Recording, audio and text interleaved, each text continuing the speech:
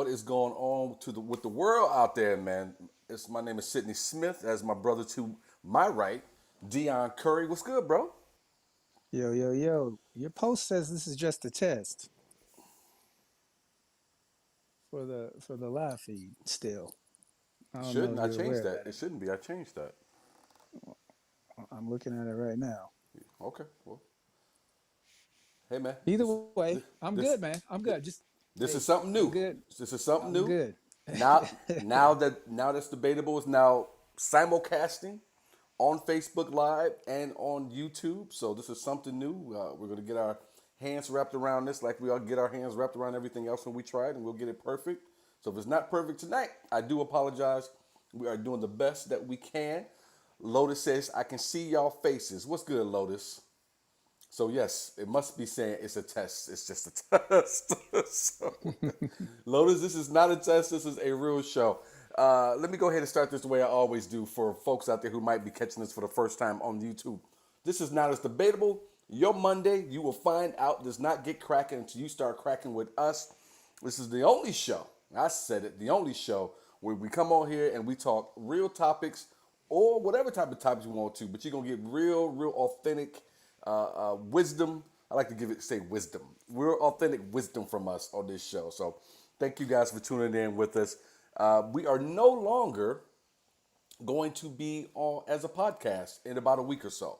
So if you are watching this right now and you also listen to it as a podcast, know that that will be going away in about a week or so. This is to be the only way you can catch us is on Facebook and on YouTube.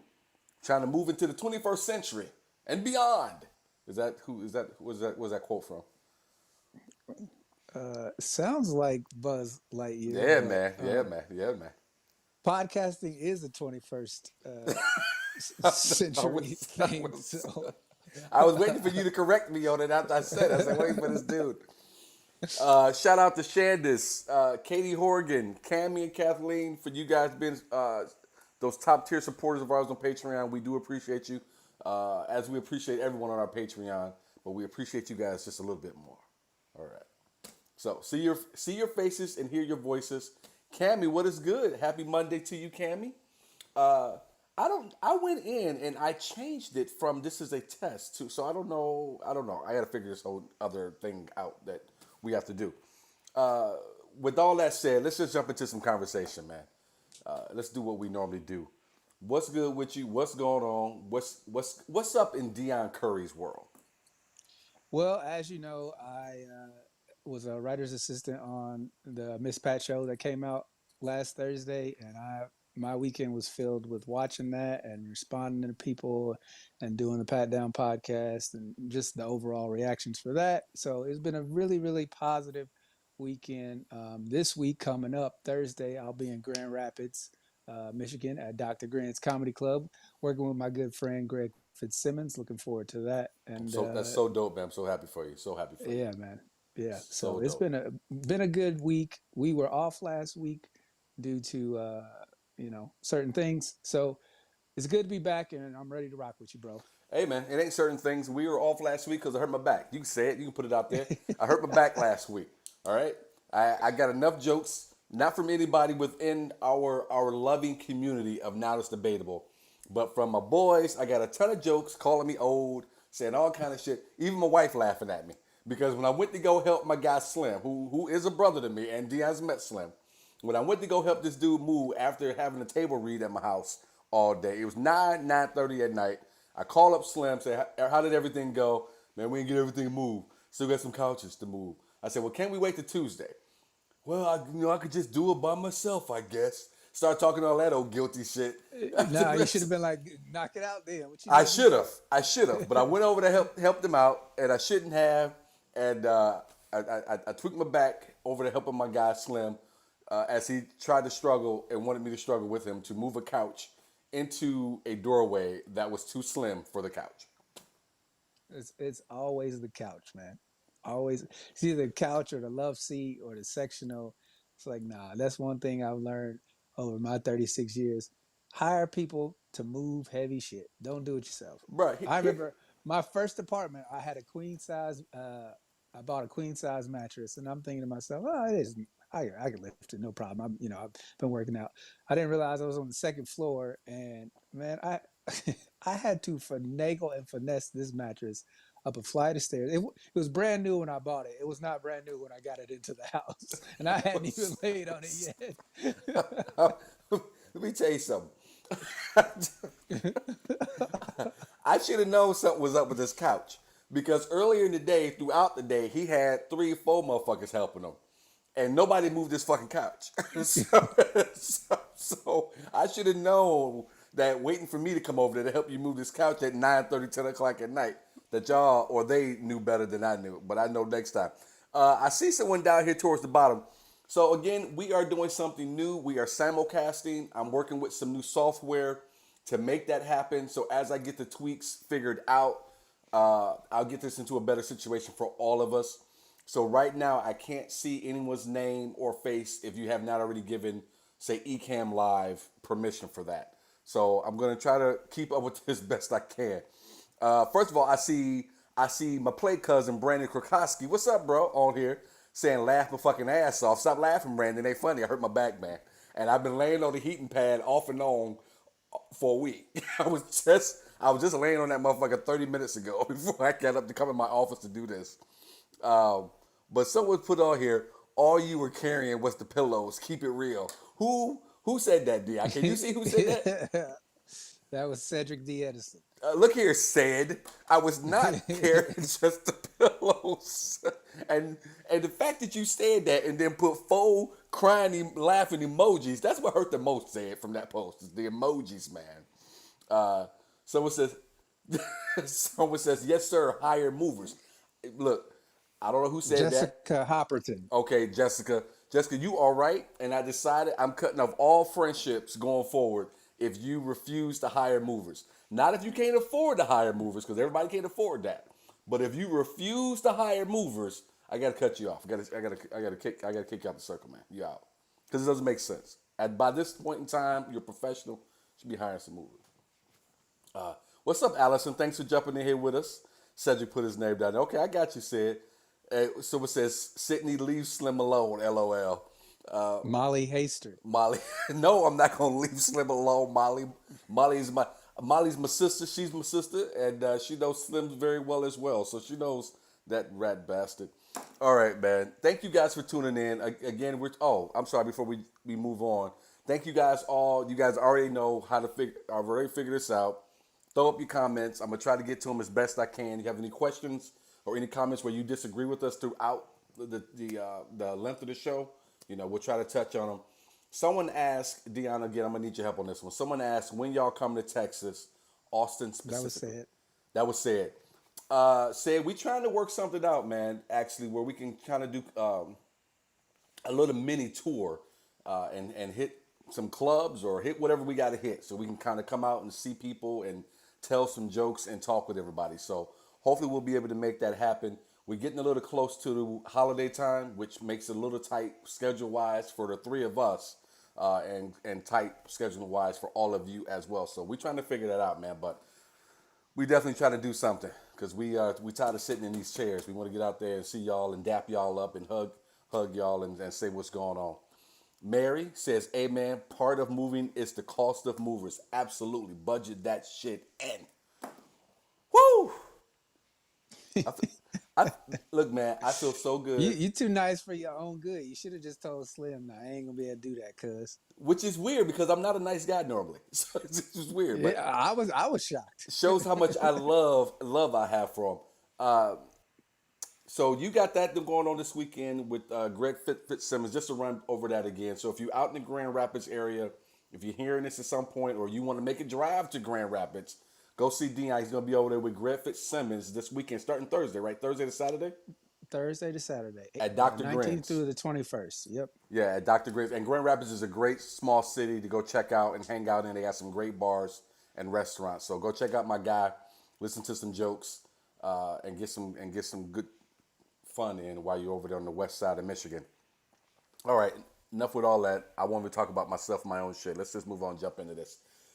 While I was laid up, hurt Slim, I had a chance to scroll through Netflix earlier this week, and Netflix sneakily, I was surprised that there was not more fuss made over it. I didn't even know it was coming out, and I'm from Detroit, and I don't know anyone from Detroit who's even mentioned it to me. But they dropped the documentary Malice in the Palace. For people out there who may not be basketball fans at all, hell, if you're not a basketball fan, you will remember this once we start talking about it. One of the, the biggest debacles the NBA has ever seen, the biggest black eye the NBA has ever had. I mean, David Stern is probably rolling over in his grave right now just for the fact that we've been talking about it. I'm sure that he was, well, not I'm sure, I know he was that upset about this. But there was a riot of sorts that broke out at the Palace, the Detroit Pistons' old home court, before they tore it down.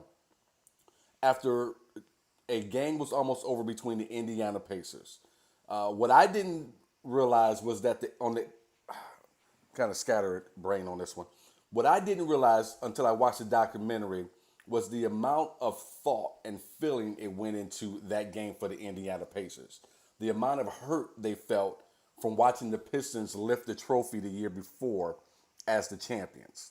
So they came in expecting to make a case for themselves that season in that game, which teams normally do. And they did. I think it was an 18 to 20 point beatdown, 15. They were 15 up by point beatdown. 15 with 47 seconds left to go in the game. Uh, Ron Artest does Ron Artest. Ben Wallace gets upset, some pushing, there's some shoving.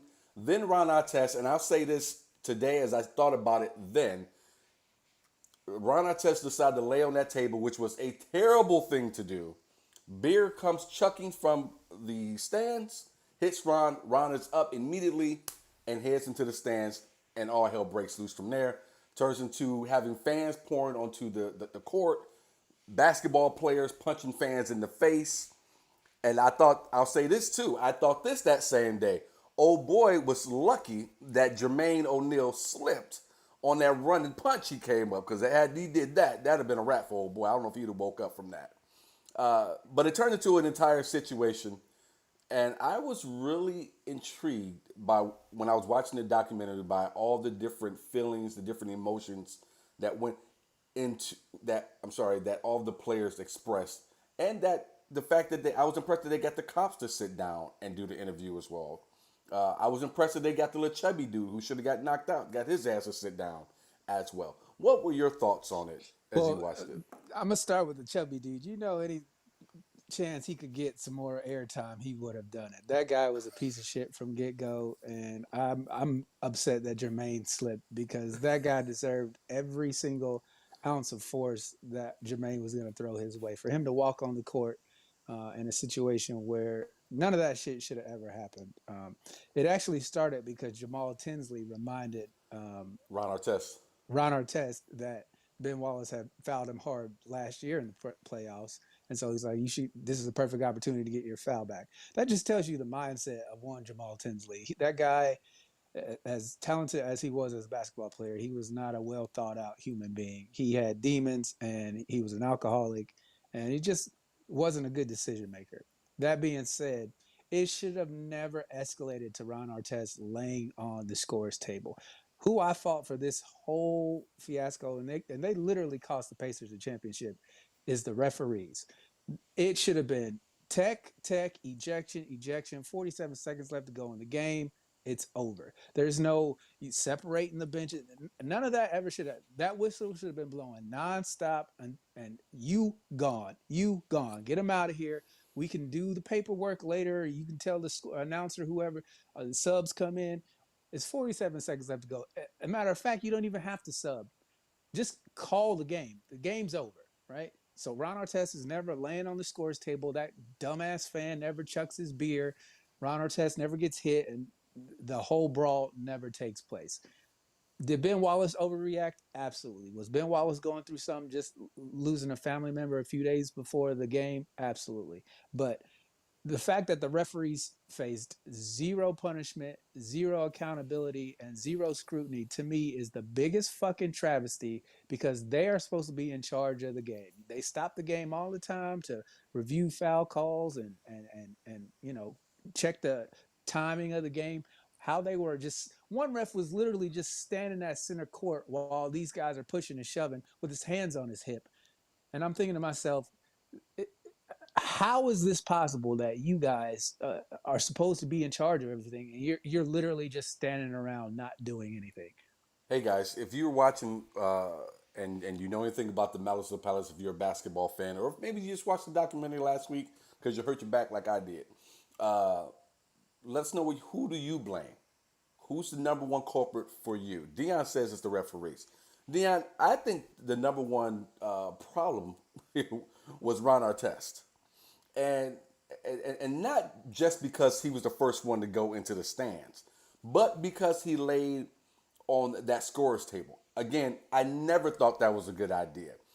Being a grown man and a grown man for a while, what you not gonna do is start shit with me, and then when other people get in the way to hold me back, lay your ass down like you ain't got to fucking worry on your mind about what I'm getting ready to do to you.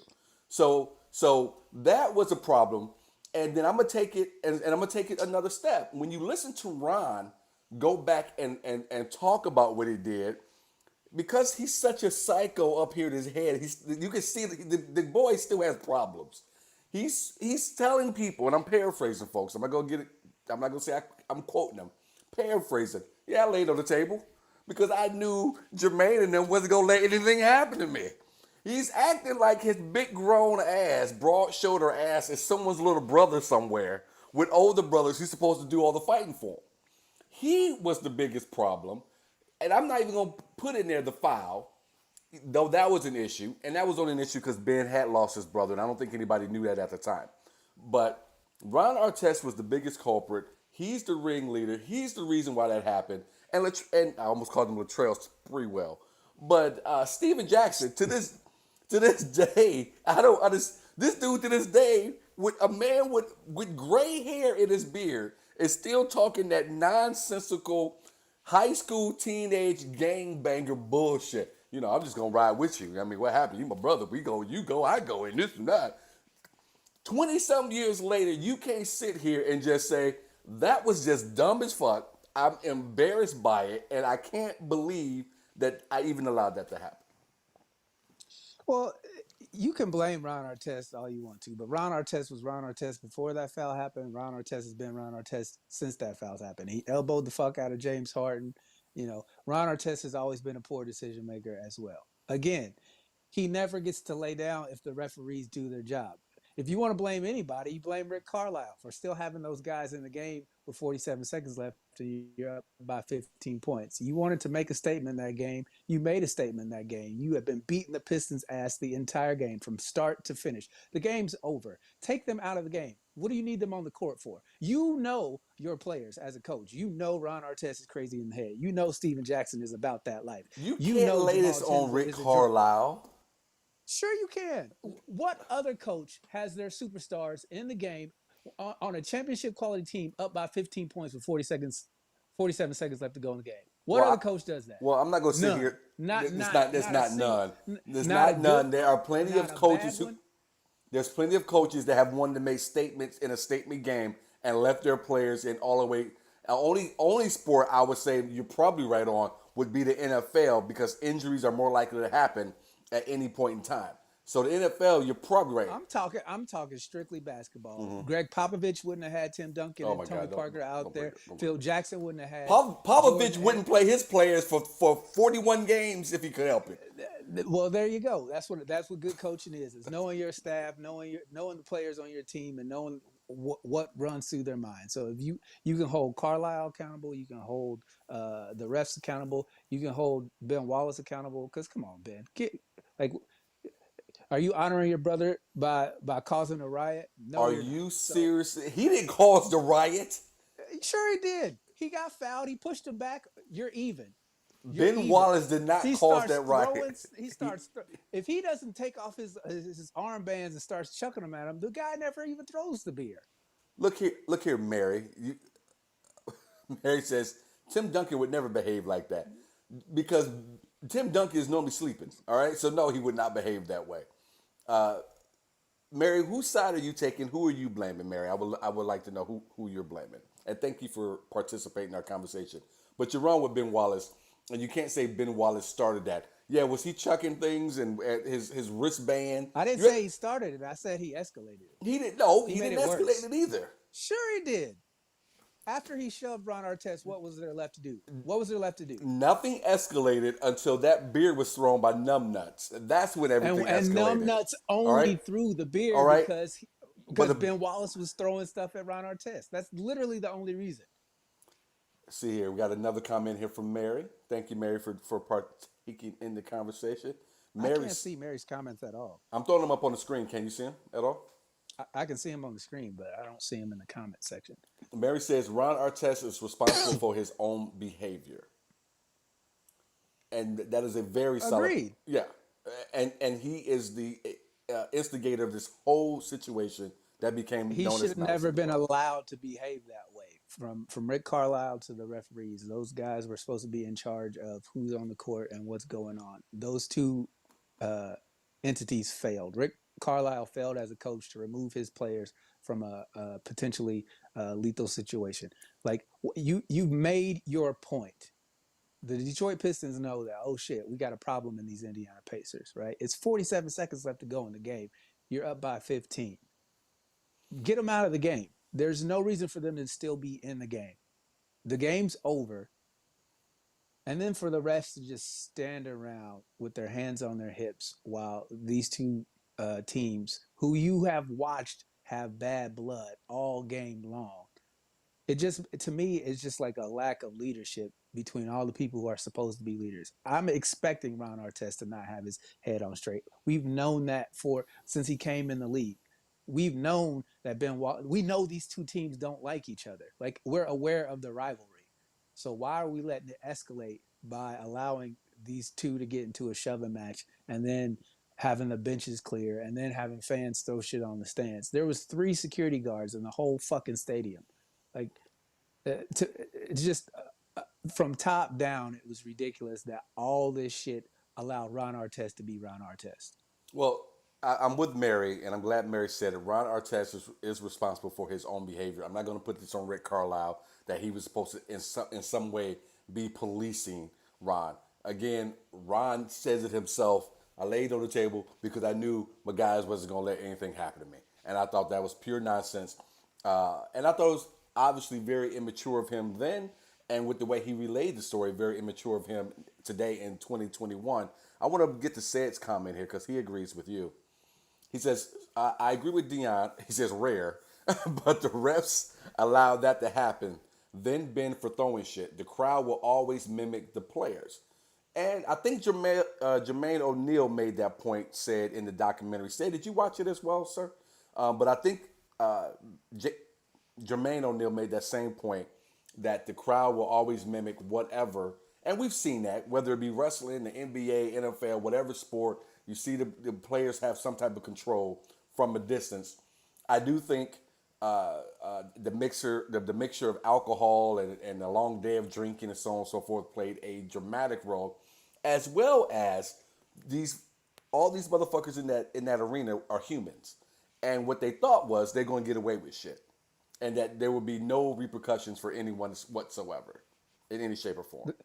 The only thing that has more cameras on it than a sporting event would probably be like The White House. Yeah, the White House. Like how they thought they were going to get away with all the dumb shit that they were doing is beyond me. At that point, it literally turned into mob mentality, and the mob fed off the Detroit Pistons players' attitudes. They're upset because they've been getting their ass kicked all game. You are a fan. You paid money to go watch your team play the defending champions and hope that their biggest competition. We're gonna make a statement of our own. So I'm there to cheer on my guys, and my guys have got mollywopped all game long. I'm a little upset. I've been drinking, and then all of a sudden, a guy on the other team fouls one of my guys hard, and he's pissed off about it. Well, I'm gonna show my support because I'm a fan of the team. I'm gonna be pissed off too. And so you get the opportunity. One, that guy those weren't his seats, so the event staff failed by letting that dude come down and sit in those seats. And then for him to still have a beer with 47 seconds left to go in the fourth quarter, how slow of a drinker is he? Like, they cut off beer sales at the They do start now. of the fourth quarter. They do now. They shut that shit. So You better get all you gonna drink because they about to shut them taps off. What about that motherfucker? And here's something else I didn't know. Obviously, because we didn't get a chance to see as much footage as you get to see in this documentary when they slow it all down. This motherfucker stepped to the side and let Ron Artest run past him and start beating the hell out of somebody else. I am blown away when they showed that this you pussy. Of course, I mean, of course, obviously you're a pussy. You're throwing fucking shit from a distance because you didn't think you'll get your ass whooped. But as soon as trouble's coming, Olay. He wanted no smoke, and then he waited until Ron was engaged with somebody else. Then he starts hitting him in the face, and it's Yes. like, yeah, and that if you talk to that guy today, he still thinks he didn't do anything wrong. Like, Still, yeah, it's like the most delusional piece of shit. And it's funny. It just goes to show you Ron's mental capacity that he's friends with that guy now, which there's no way that guy what's that cost you now? million. He and that Ron and that guy are friends to this day. The fact that that guy cost you millions of dollars in a possible championship, No.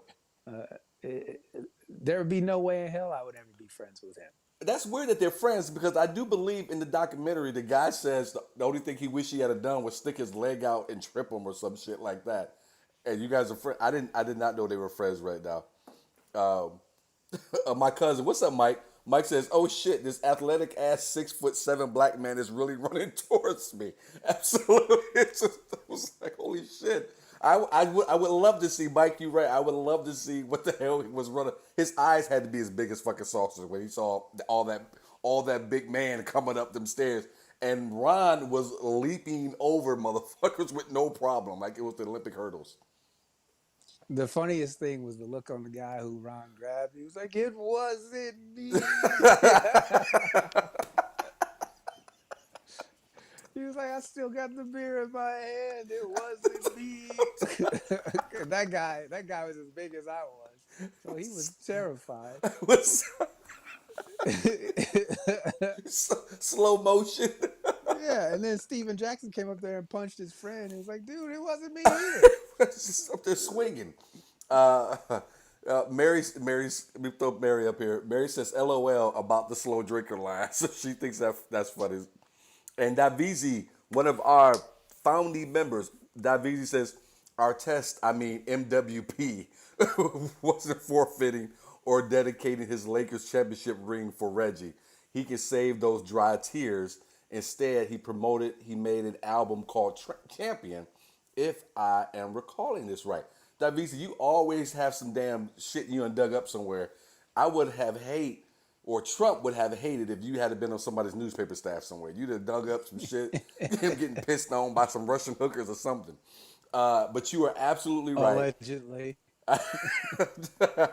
You are absolutely right, though. I thought that was a big crock of shit. And I want to hear what you thought as well. But I thought that was the biggest crock of shit for Ron Artest to crocodile tear his way through that whole little spiel he gave after he won a title with the Lakers. I'm not going to question whether or not Ron feels remorse because Ron's emotions were always in flux. If you go back and look at his time here, whenever Ron Artest didn't have his hair cut, you never knew what Ron Artest you were going to get. Every time he had his hair cut, he was going to behave, he was going to play, he was going to be normal. Whenever his hair grew out, you can literally go back and look at this. When he didn't have his hair faded, you didn't know what was going on. He wasn't focused. He was thinking about other things. Like, first of all, Ryan, why are you promoting a rap album? You can't rap. Your shit's trash. You haven't earned the ability to go off and do a rap album. You abandon your brothers after you caused them to lose millions of dollars in a potential championship ring. So to me, that was the most disrespectful thing that he ever did. I didn't have a problem with him running into the stands. I didn't have a problem with him Huge problem with him. fouling Ben Wallace hard. I didn't have a problem with any of that. What my biggest issue with him was his lack of understanding of the choices that he made. How he didn't realize how much he cost the city of Indiana, his teammates, his himself, and the NBA because after that they instituted a dress code. It was like, we got to get these thugs out of And it that's changed the whole dynamic of what basketball was. so I would push back and say I think he does understand it. I don't think he cares. I think he shows that in the documentary. And two, you and I talk about this all the time on this show and off this show. when I say we, people with this skin color, and I'm not saying we're not humans, and I'm not saying we don't have different emotions and we don't get upset, but you have to understand when you are in that spotlight for the majority of your life, or within your career choice, there is a responsibility of how you are to conduct yourself. And you are not allowed to run in the stands like some animal. And I'm using the word animal because that's what a lot of those people who sit in them stands think of you. Run up there like an animal and attack people who are a lot smaller than you and who are already afraid of you if you're walking down the street, let alone if you're charging them in the stands. There is a responsibility, and I want you to go, but let me finish this. Go ahead. Because when you do things like that, then what you see with what David Stern and the NBA decided to do, which was first of all, David Stern came out and just started throwing people out, suspended, suspended, suspended, because I can, with all of the arrogance that he had as the commissioner. But now you see other rules that are going to be instituted amongst your co-workers. You have a responsibility beyond yourself at times. And Most this is where I times. completely disagree with you. You said Ron attacked. He didn't attack anybody. He was defending himself. He was attacked. And if Ron doesn't run into the stands if he doesn't get hit in the face with a beer. Period. We all know that. So at that point, you want to talk about who's responsible? The guy who threw the beer. He's responsible for the players being in the stands. Point blank. Period. End of discussion. It is not up for debate. I know this is a It debatable is show, it is up but for debate. It is no, up, it's not. and not just because the show is a debate If show. that guy doesn't throw the beer, Ron Artest lays onto the scores table until he's ejected. Point blank. Period. He should have been ejected immediately. Get him out of here. Get him out of here. And if you look at the leadership, starting with David Stern, instead of addressing what really happened, he was just, this player's gone, this player's gone, fine's fine. Instead of being like, we look at last year's NBA playoffs. We had fans trying to spit on Trae Young, dumping popcorn on Russell Westbrook, calling Ja Morant's family the N words, and the league drags his feet when it comes to holding its uh, fans accountable. Like this type of behavior has been prevalent for years, and the fact that the league itself hasn't done more to address these type of situations is shameful in and of itself. If you if you go into that stadium thinking you're watching animals, and then an animal comes into the stands because you threw a beer at him and attacks you, well, then you got what you asked for. If you think I'm an animal, let me show you what type of animal I am. And that's the wrong mindset. I so I'm not beholden. I'm not beholden to you to your set of rules. You have to respect me as a human. And if you disrespect me as a human by throwing a beer in my face, then whatever happens to you happens to you. And let it be learned through the rest of you motherfuckers in this building that anybody else wants to jump froggy, come down on the floor, you're gonna get your ass dealt with how you should be. Because in any other situation, it would go down the exact same way. If you threw a beer in somebody's face on the street, they will put their hands on you. Point blank. Period. So it don't matter whether they're professional athletes or bankers or teachers. If you put your hands on somebody or if you assault somebody with a beer, then you should be expecting to get your ass whooped. And I'm not gonna make a player be set a higher standard. Fuck that. okay, okay. When a country attacks us militarily, do we say, oh, we have a bigger military, we're better than them, so we're not gonna do anything? No, we fucking respond in kind. Point blank. Period. Hey, I want to know if my cousin Mike is still watching. So Mike, if you're still there, give me a thumbs up or something in the comments because I want to know if you're still watching or not. We'll go to some comments here. Someone asked, "We talking to Malice at the Palace?" Obviously, now that you typed that, you know that we are. So that's definitely what we're doing. Caleb, someone says to Caleb, yes. Again, I'm sorry, folks, with the new software I'm trying to introduce so we can simulcast. I can't see everybody's names, so I'm just going to read. And Dion, if Dion can see it, maybe he'll say who's typing this in. So funny when Ron punched the dude next to the cup thrower. I think we've covered that already. Right beneath that says it was so That was shitty. Caleb. Caleb, okay. It was so And this is shitty. Caleb as well. Okay, to see it was so shitty to see Reggie Miller go out like that. I never been a huge Reggie Miller fan, only because I was a huge Jordan fan, and my heart didn't have enough love for another shooting guard at that time in the NBA. But Reggie obviously is a Hall of Famer, and yes, that was a sad thing for him not to be able to win a title after Jordan had already kind of left the game. So that was bad, especially if he had to lose it that way. I felt really bad for Jermaine O'Neal. That's who I felt really bad for because I did like him. I liked him when he was in Portland. Didn't know who he really was other than he was a great high school player coming in. Got a chance to see him a little bit while he was important. He get a lot of playing time.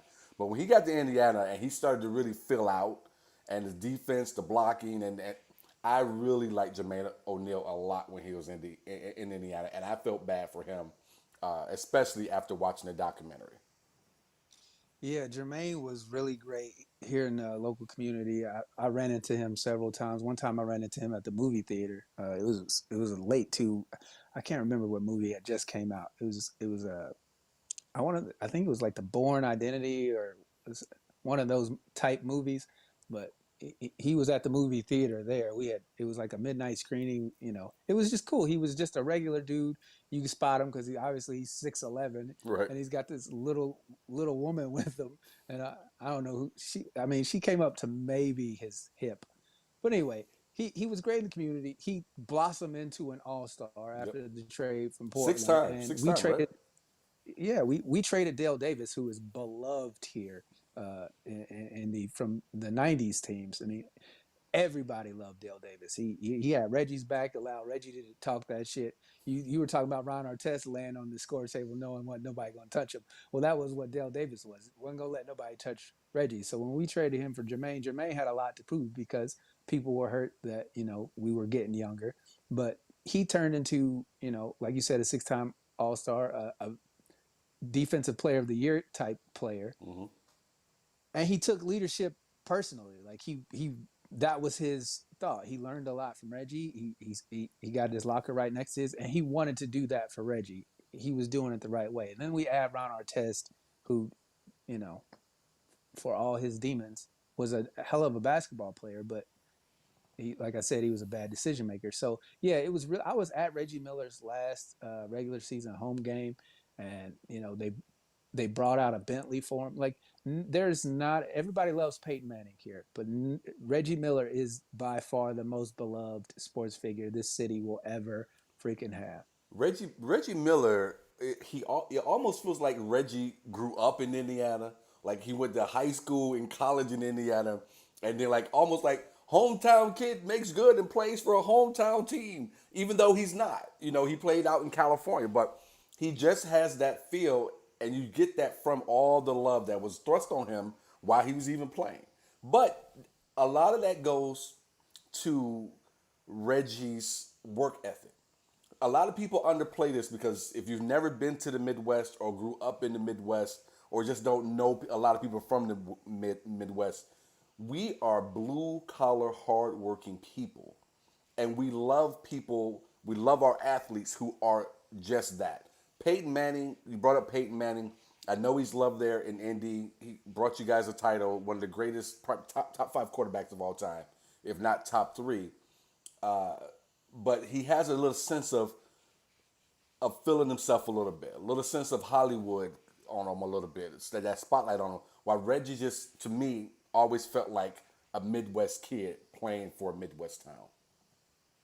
He he got he got Indiana. So when he first got drafted, people were pissed off because they wanted Steve Alford, who was an IU basketball player, and thank God they didn't pick him because he didn't have a good NBA career. And No, he Reggie did not. played for 18 years, but Reggie got this city. Like he earned the love of the people here, and it's weird because like I've been here my whole life, and this is gonna sound racist, and it probably is a little racist, but some of the white fans here think they own you and that you have to do it their way, and if you don't, it's like fuck you.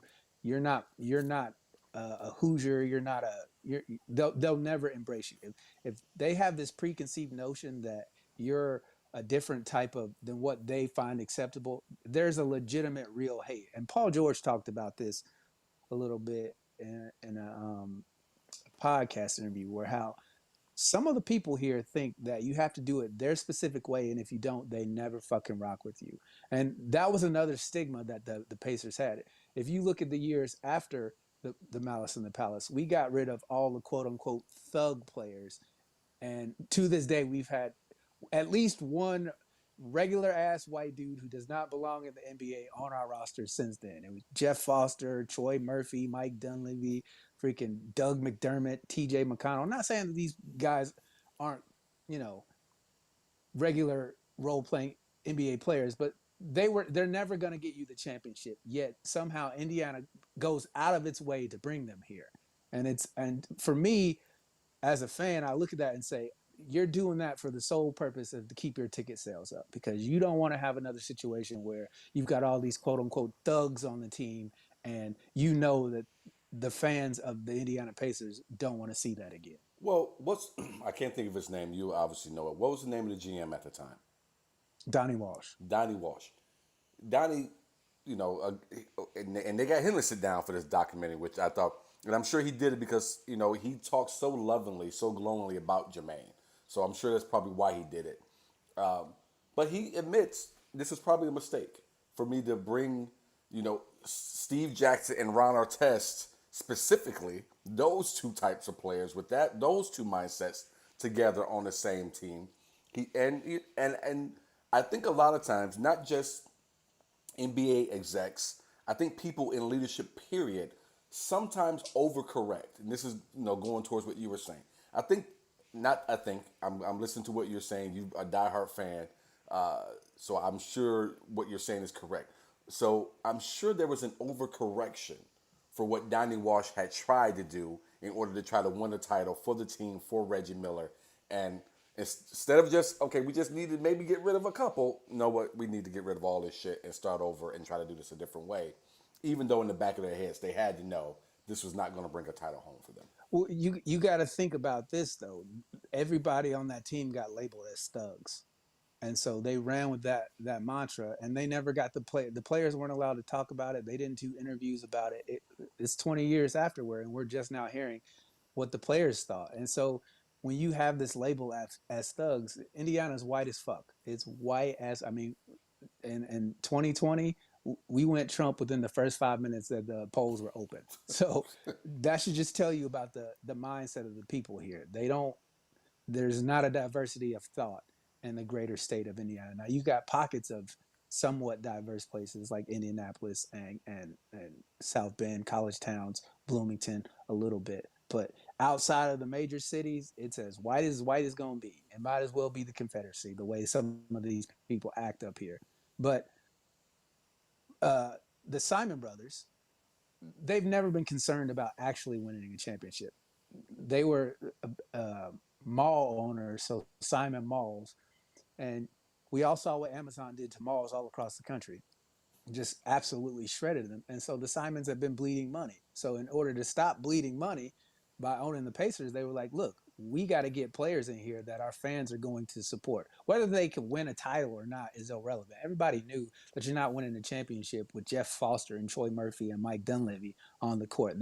Those guys aren't going to get you a ring. But what it will do was it will clean up your image so that you're no longer the thug team, and that these local fans can actually come back and support the team. And that's what it honestly boiled down to. If you look at the years after the Palace, up until we drafted Danny Granger and Paul George, I mean, it was on image control. That's all it was about, was cleaning up the image. You know, you make a good point with the Simon brothers, because I've thought this as well when it comes to Midwest people. We are such hard workers. We believe in that. We believe in that work ethic, generally speaking, that we almost make ourselves to a point easy prey for sport owners.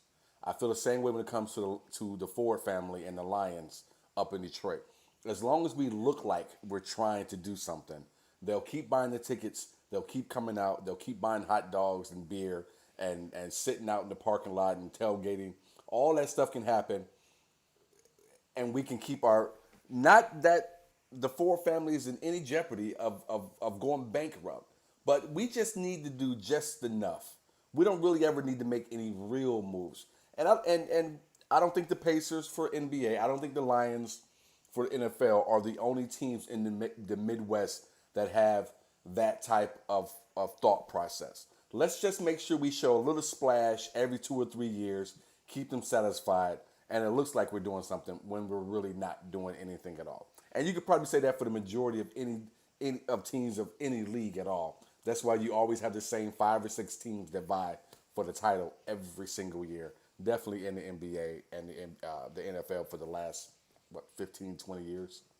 I mean, we're a small market, and Indy is a small market, so you're not gonna unless you draft a superstar, you're not gonna get the top quality players to want to come here unless you already have something in the works growing. So we're always gonna be to have to home grow our own stars because you just can't compete with the likes of the Lakers or the Knicks or Brooklyn, or Miami, places that have nice climate. Unless you draft that guy, it's going to be literally impossible to attract the best players in the league. So you got to look at it. If I don't have the best players on my league, what other avenue can I do to keep my profits as high as possible? And it's those lunch pail guys. That's what they went out and got, those lunch pail guys. And we're not going to be able to. We'll win 40, 41 games, get the eighth seed, and hope for lightning in a bottle. And as we've witnessed, it's never happened. All right. Well, we had a couple of comments here. I just want to make sure we show some love to. Said, I don't know if you're still there with us. I hope you are, brother. Thank you for partaking in this particular in our first topic. Says the fans are the hand that feeds them, so they're always tread lightly as to not piss them off. And that is going back to how lightly the fans were treated by David Stern, and he was, and I believe Caleb said something earlier about David Stern was an ass, and he was a complete ass, and I forgot about it, but because I hadn't seen it in so many years, obviously, but the footage they showed of David Stern talking to the press when he was laying down the law, just the look of arrogance and how did you come to this? Well, it was how many people were a part of this? I think he said Me, yeah, and that was it. And yeah. just I never liked Stern at all when he was a commissioner, but that's neither here nor there. We won't go down that road. And then Davizzi here again, one of our founding members, says Miller was my favorite player in the '90s. So that makes you and Davizzi two fans for Reggie Miller there. And I like Reggie Miller now more on Wendy commercials than I did when he was a ball player. It's funny. When I was in first grade, Reggie Miller came to our elementary school, and it was like this. He came to our specific class, and he took pictures of the kids. And I was one of the only black students in my class, and so in the picture, and I wish I still had this picture, but I don't know what happened to it. But I was actually sitting on his lap as he was taking the picture with all the other kids, and now that there's social media, I wish to God I could tweet this out to Reggie Miller because I've been a fan of him way even before that. Like I'm a hometown guy. If you're on my hometown team, I'm a rock with you. That's why I still rock with Steven Jackson because he was a pacer. Do I think he should have went to the stands to knock out a nigga who didn't even do nothing? No, I don't think he should have done that. But the fact that he was throwing for Indiana, he's all right with me. Like I get it. Do I appreciate him? Do I appreciate him being at the strip club? And no, I don't appreciate any of that. But like I said, he was a pacer, so I'll deal with that internally. But you know, Reggie was the closest was our little legitimately our first NBA superstar. Chuck Person was good, but he wasn't a superstar. A Reggie rifleman. was a superstar. Yeah. Yeah, because of those classic '90s battles with the The Knicks. I mean, Knicks. that was must see TV. There's nothing better than athletic drama, and it was literally. We don't even have rivalries like that anymore because players switch teams so often. You know, it was quality television, and he was a real villain outside of Indiana. So it felt like, well, everybody hates him, so we're going to show him love. So yeah, for him to go out like that, I remember being in the stadium and shedding real tears because we chanted one more year for like 20 minutes after that his last regular season game Jesus, ended. Jesus, let that go. Um, I'll give Reggie this prop, and then we can move on to our next topic. Reggie Miller's the He's a only. huge dork, by the way. He's a huge dork. Well, you don't have to tell me that. So it comes shining through. Um, Reggie Miller is also the only NBA Hall of Famer who ever had to compete with who was a better basketball player in his family, Reggie or Cheryl. So, 'cause Cheryl was a beast. Cheryl's probably the best female basketball player of all time. Right. So he had to contend with that along with trying to make his own way, and the guy's a Hall of Famer now. I know some people disagree with him being a Hall of Famer. They don't think he put up the numbers to have that, but he's in there, so I don't care now. Sometimes you got to take into account the word fame. Like he's one of the most famous basketball players. He's probably top 50 famous basketball players of all time, Well, just because of the rivalry with the Knicks and the big shots that he hit. Well, So not well. I think he deserves to be in, and I think almost any shooting guard who could possibly get in is going to be graded on that Jordan curve, and you almost just have to let him in because it's not fair. It's not fair. All right, let's move on to our next topic here. We're going to get into something a little bit more, well, a lot more serious actually. A real battle, a real war that the U.S. has decided to pull out of, and that is the Afghan war. I think we're about a little over a week here of us deciding Joe Biden decided I'm pulling everybody out right now, and that the Afghan army did not last long enough for anything at all before the Taliban was able to come in and take over. I just saw footage earlier today where the Taliban was actually sitting in what would be the Oval Office, the equivalent to the Oval Office, eating dinner, uh, and and and and obviously for the women of Afghanistan, I think this is the worst for because these men, the men of the Taliban, are very very very hyper conservative. No school, no makeup, no freedom. Period. Rape, forced marriages, all these different things that are going to be forced upon the women of Afghanistan all over again. Not to mention my own anger, if you will, about us pulling out after being there 20 years. And we were there because of 9/11, and I don't want to get too deep into that. But to know that after 20 years of being there and pulling out, that there could not have been more done by the Afghan army to keep this from happening within a few days is very, very upsetting for me. But we'll go ahead and let you jump in there, Dion, with your thoughts. you know what this reminds me of? It's a week. It took a week. We've been there for 20 years, right? So it was like the real teacher has been there for 20 years. The teacher gets sick, and now a substitute teacher's in, and then everybody just starts fucking acting up. No one respects the substitute teacher. If you're telling me we've been in a place for 20 years, and literally 7 days after that 20 years is up, and we pull out, that the entire country is taken over, that tells me one thing and one thing only: these people were only in it for the money. If your entire government system collapses within a week, then you were there for the cash. It's just like you being at work, and then your boss says, "Hey, I got to run to the store, mind the shop." Everybody starts slacking off. I ain't doing that. He ain't here. Shit, I ain't. What the fuck? Why would I continue to work when the boss ain't here? So go ahead. No, there was a reporter. I was watching him being interviewed. I want to say he's from the Washington Post. I believe he wrote the article on the Afghan papers. I think it took them 3 years to get their hands on this. They had to sue the Pentagon, I believe, in order to get their hands on it. But it was there were notes within these papers, proof, if you will, that the generals, presidents over the last 20 years were well aware that this was not working, while they were telling the American public, "Oh, this is working great." So that's another upsetting thing is that for 20 years, one second, for 20 years you knew that this wasn't, and there was nothing different. There were no major changes, and I'm going to say without seeing these Afghan papers that there were no major changes because again, as you said, within a week, the Taliban was able to come in and take over, and not just Kabul, but the entire country they are now in charge of within a week. Bruh, 1776, we fought the British, right? We declared it. It didn't take us 20 years to kick the British off our fucking. It don't take 20 years to establish the government. Yeah.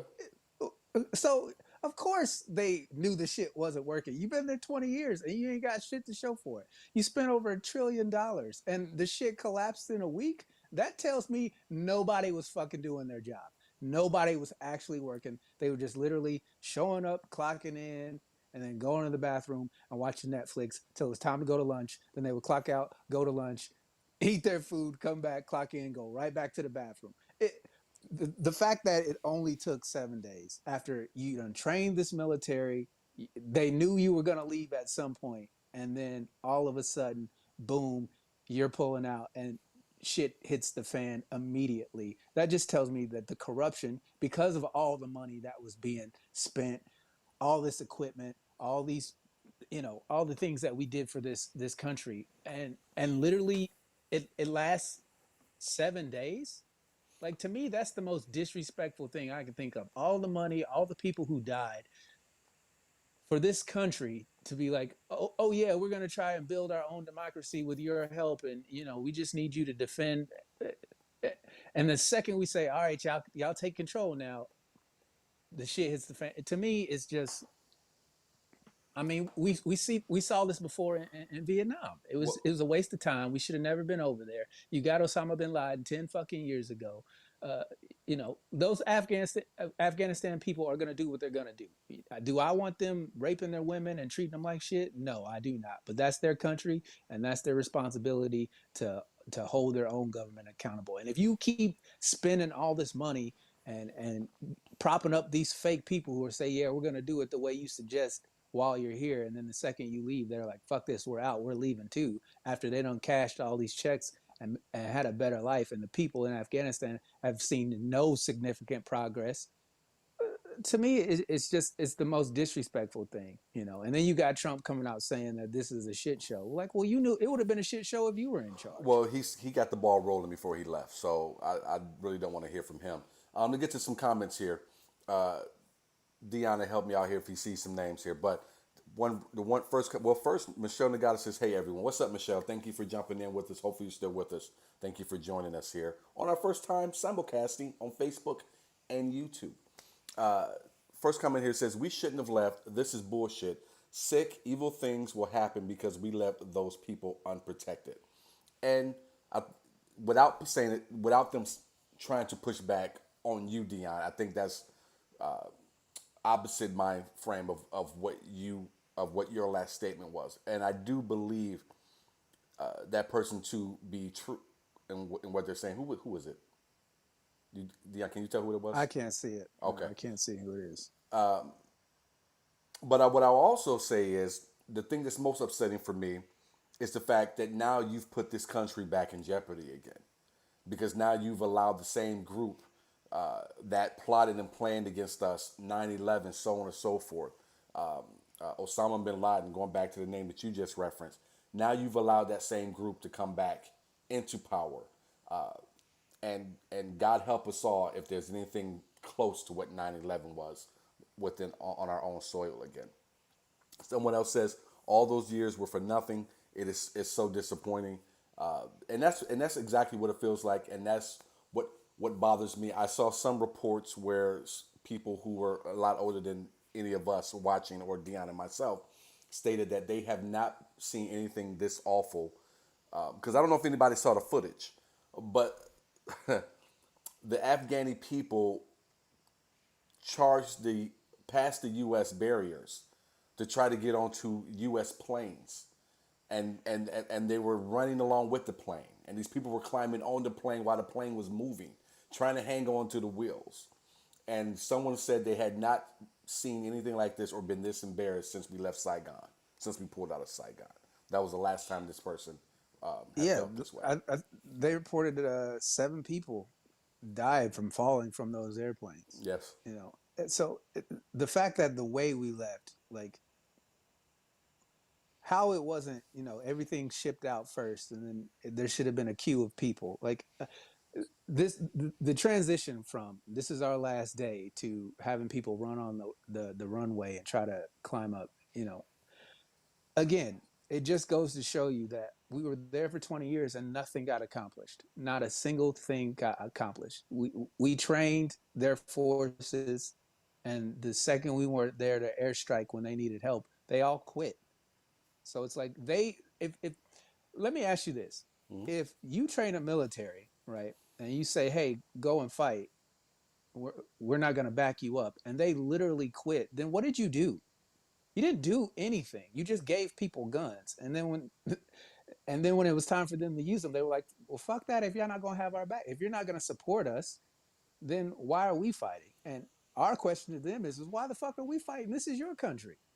If they Well, don't care enough to defend their own country, then we have no. And again, I want to state that I don't like what's going to happen to those people, but at the same time, that's those people's problems. And well, and I want to answer your question real quick before I lose track of this. I don't mean to interrupt you.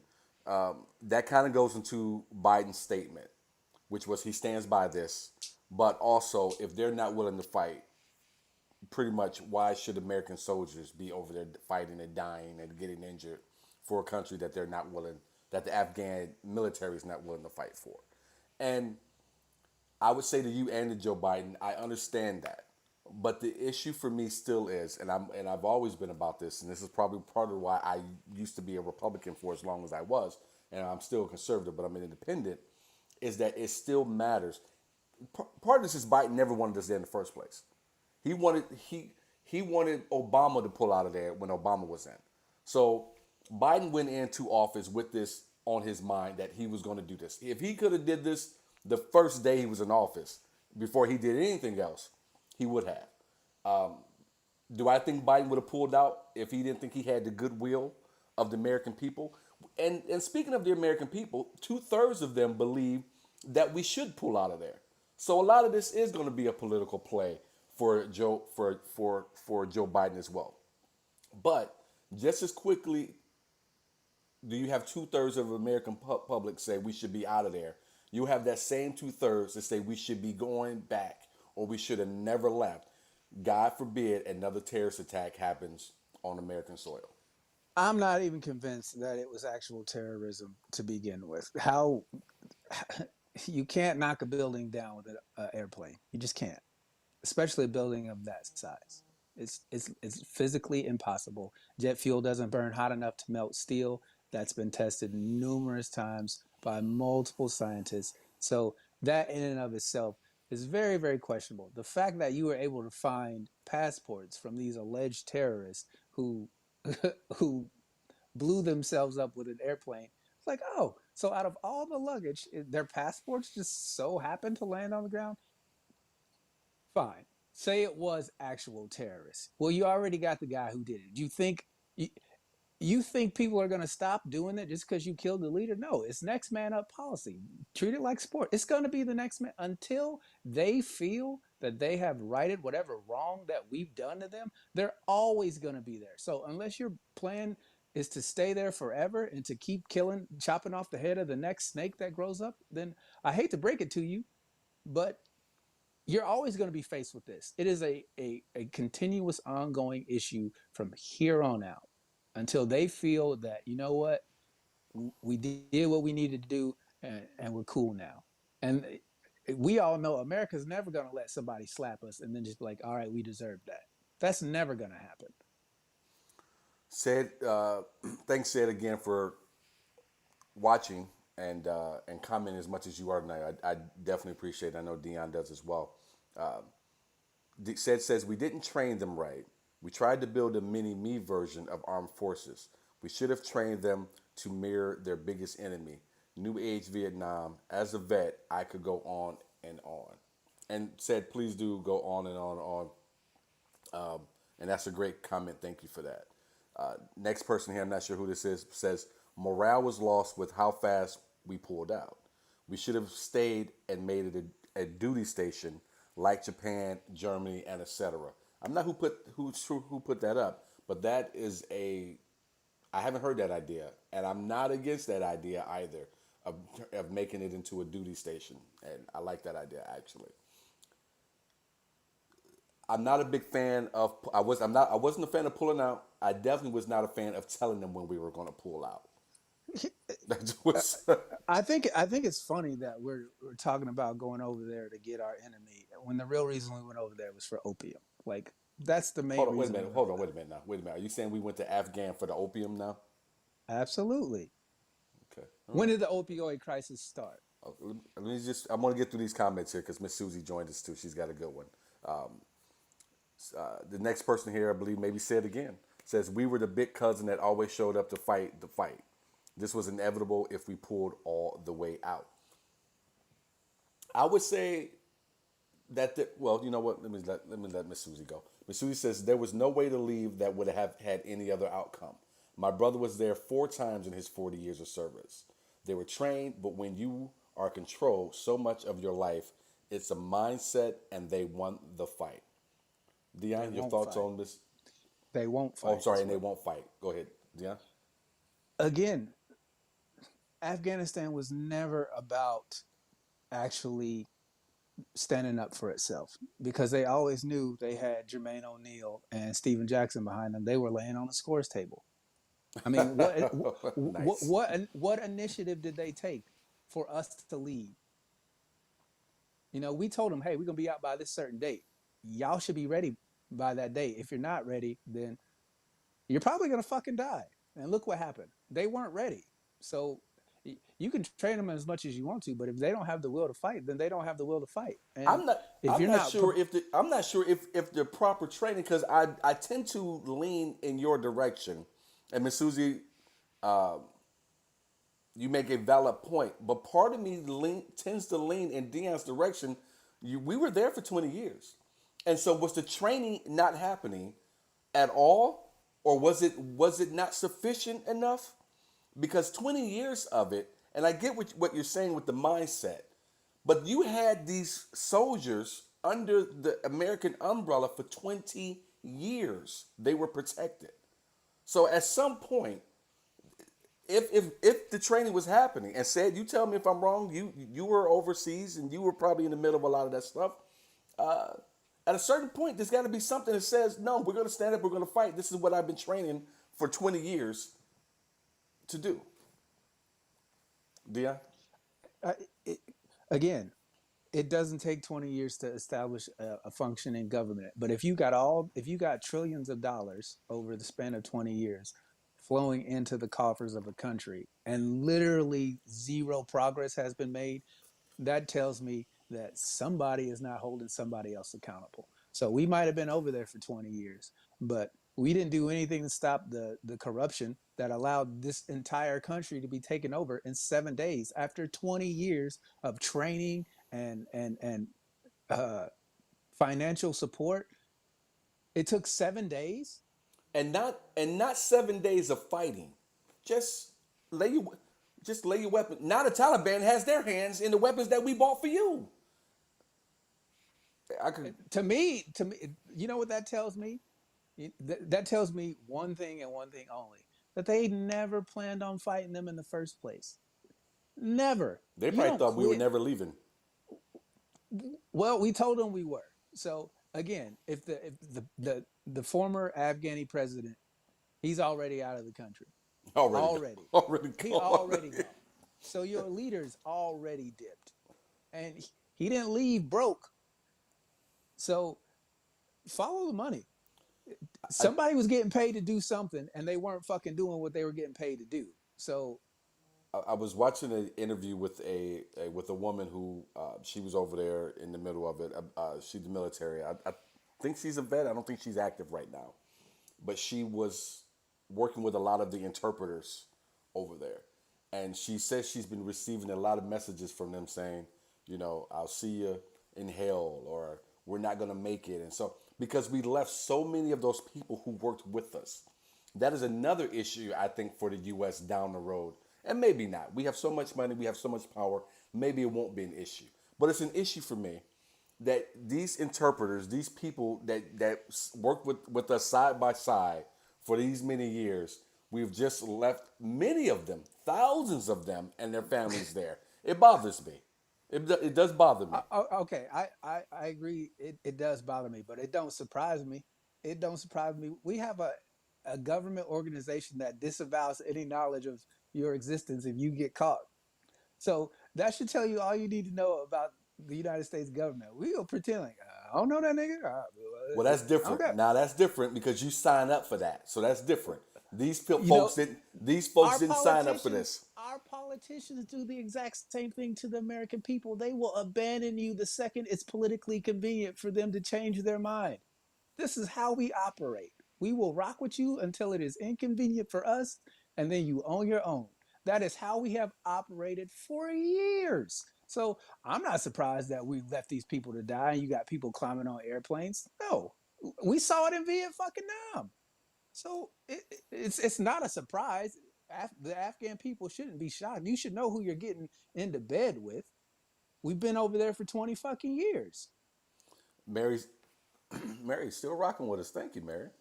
Mary says, I train new employees and up and train for a living. You can give people info, but people have to implement it. And I would definitely agree with that to a certain point there. Said, I'm sorry, go ahead. You want to say something? You know what's funny is that the head of the Taliban is in the presidential palace right fucking now. Just drop a bomb on them motherfuckers then. The president's gone. You all the people you're fighting against is where you used to be. Go back in there and take care of them. Says we have air superiority. That's how they were trained to rely on support and tactical vehicles. They weren't being left with that same support and went from having all the gadgets to basically guerrilla style. The Afghans are now like chickens with no head. You know what? Said that is a great point. I heard that repeated quite a bit yesterday and today. Was that the air support that was there for the Afghan troops is really what they did rely on. And once that left, because I believe that was the first thing to go, was the air support. Was when Then they that had tells no. me you weren't ready. If you were constantly relying on air support after we done told you we ain't gonna be here forever, And if they then weren't, and if they weren't ready, and that's what they were relying on, and say it, correct me if I'm wrong, but I think this is the point that you're making. That is how they were trained, was to rely on that. And if that is how they were trained, then that makes more sense. Now, I'm not happy about it. I'm never happy when the enemy ends up with weapons that the U.S. paid for, ever. I don't like when the U.S. pays for weapons and turns them over to other. that's all we do. That's how I we make understand. money. I That's how understand. we make money. That's how we make money. But yeah, that's a great point, said. It says, what happens when the Taliban, what happens when the Taliban gets enough resources to plan another attack on the 9/11 scale? That's what makes me nervous. I as well. And that is, I was just talking to my wife about it before we came and started the show because we were talking about it just a bit. And I'm right there. I'm right there with you. Well, you're gonna have to deal with it the same way we deal with mass shootings in this country. Thoughts and prayers, because there's literally nothing you can do unless you're gonna be there forever to keep cutting off the head of the snake. It's not going away. This quote unquote fight on terrorism. You have to get to the root of why they feel like they need to attack the United States. We did something. What did we do to make them feel this way? Because I'm not going to let you blame the U.S. for. I'm not blaming the US. I'm asking the question, what is it that those people over there, is it our culture? Is it our way of life? Whatever it is, that's what you need to address. And by going over there and dropping bombs and shooting people and trying to implement some type of government, that ain't going to solve the problem. So you can be there or you can not be there. It ain't go The Taliban didn't go away when we're there because clearly it only took them 7 days to take back the whole fucking country. So again, you can kill their leader, the next guy steps up. Until you get rid of the root of the problem, you're going to keep having this issue. So you can live in fear of another 9/11 if you want to, but the fact of the matter is nothing's going to change until you address their root concern, whatever their root concern is. And I don't know who's responsible for their root concern, but they clearly have one. And so that should be what we're attacking, not uh, you know, Another what another we've good been doing for the 20 years. another good point here made. And Michelle, is that a question? Is that supposed to be a question there, blaming the U.S. by a, and then you kind of left it there, or are you referring to the fact that I stopped what I was saying? Uh, Facebook says here, Facebook user says, I believe it said again, hell, we gave the Taliban the weapons to help fight USSR. Now all the Afghans that survive, their future generations will hate us, the infidel, and they have weapons because we just hightailed. And again, there's so many different issues. Another issue, another problem that we are going to see because this whole thing of watching U.S. planes lift off while Afghani people are hanging on and 7 people died and this This will be used as recruitment video going forward. If there are any young Afghans who are on the fence about how they should feel about America versus the Taliban, this will be, along with everything else that they have, another recruiting tool. Do you want to come on this side and you and you want to fight with us, or do you want to go over there and fight with a country who will eventually up and leave you? And Dion, you make a good point for future moments like these. I shouldn't say moments, but for the years to come, where we drop in, this is going to be a thing where, okay, we just have to outlast the Americans because they won't stay forever. They'll only be here for, whether it be 5, 10, 15 years, whatever it is, they're going to leave, and we'll still be here to take over again anyway. And We I should we go ahead. should have never been there in the first place. Never should have been there in the first place. Um, Michelle says contemplating how we're accountable.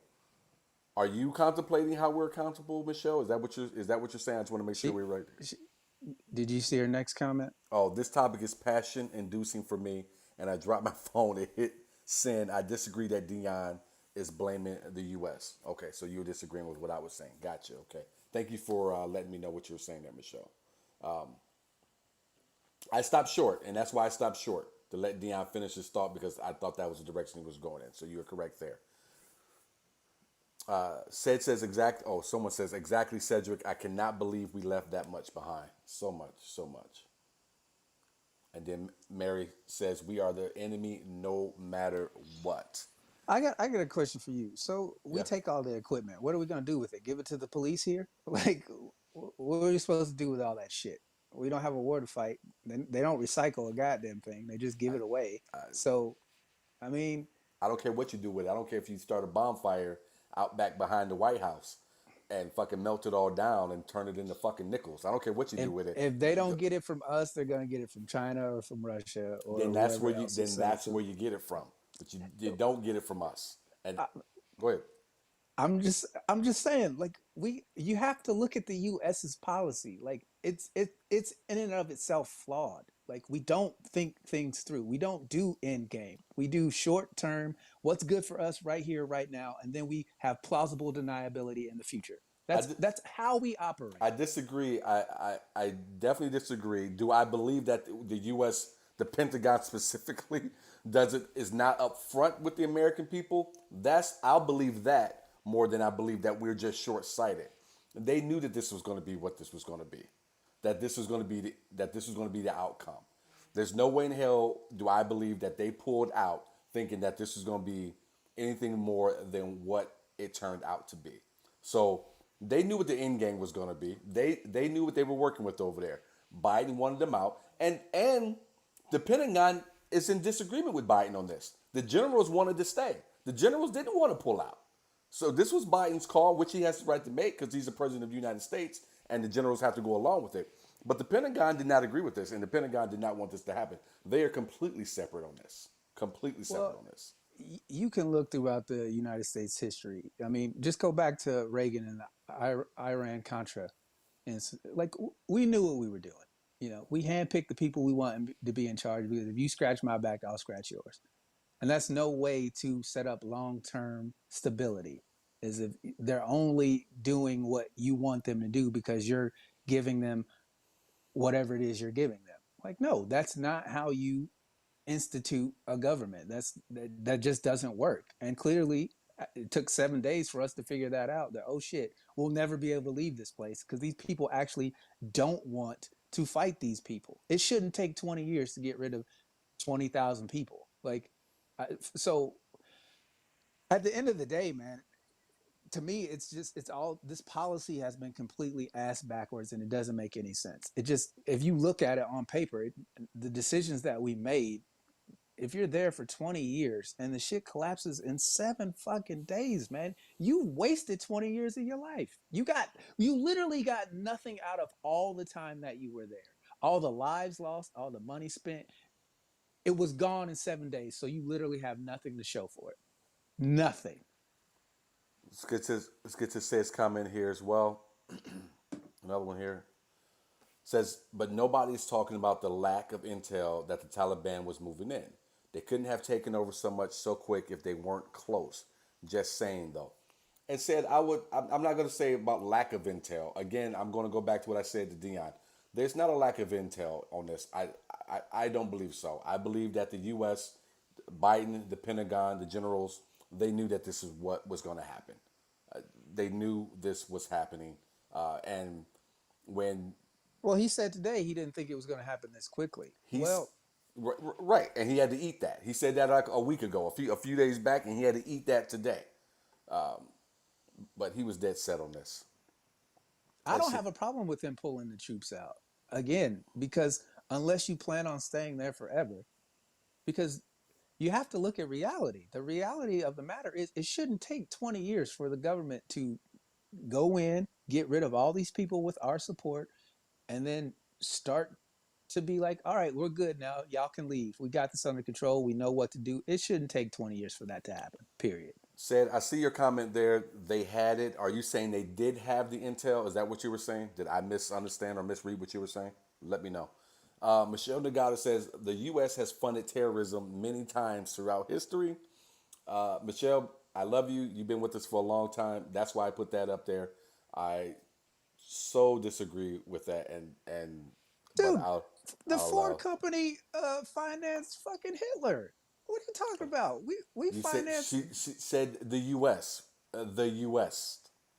That's not Ford Motor Company. Is not the U.S. Ford Motor Company had government contracts. It's not the U.S. Nice try though. so Come on, come so on. Don't be naive, no bro. Come no on. no no. The U.S. government funded the Contra War. They were terrorists. They were terrorists. Okay, Yeah. okay, all right. Michelle says Saddam Hussein. She's throwing Saddam Hussein in there. The We U.S. pick has. the Go ahead. we pick the people who we think are gonna play by our rules, and then when we try to leave, they're like, "Oh shit, we can't do this by ourselves," and then they get killed. I mean, it's happened multiple times. The U. We funded the Taliban when The before what's his face got in charge, or the U.S. Bin has Laden. the U.S. has definitely tried to play kingmaker around the world for sure. No doubt about that. No doubt about that. Says they've been told from the jump that this was going to happen, inevitable if we fully pull out. The people would face imminent danger if we left. This has been echoed for at least a decade, but we fail for the but we fail for the smoke screens called media news. Mary has a question for you and I, Dion. So we'll put that up on the screen. Your opinions. How long before we are back there, Dion? Your thoughts? Uh, I don't know if we go back. At this point, I don't think you can go back because it's a slap in the face to the American people if you go back and say, "Oh, oop, we're not ready to leave yet." Well, it's been 20 years. You're never going to be ready to leave. So unless you plan on making Afghanistan USA 2.0, it's never going to work.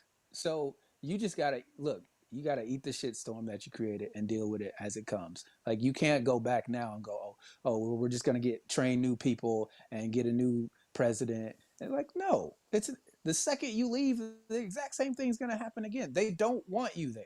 Clearly, that's why they're opposing you. So you're gonna have to let them people fend for themselves. And I know that sucks. I know it's unfortunate that a lot of innocent people are gonna die, but a lot of innocent people are dying while we're there anyway. So, Mary, to answer your question, there's two things. I don't think Biden gets a second term. So I'm going to say if a Republican, it will have to be a Republican because Biden, if he's going to run again, unless he decides not to, I don't think he gets in again. I don't think he'll run again.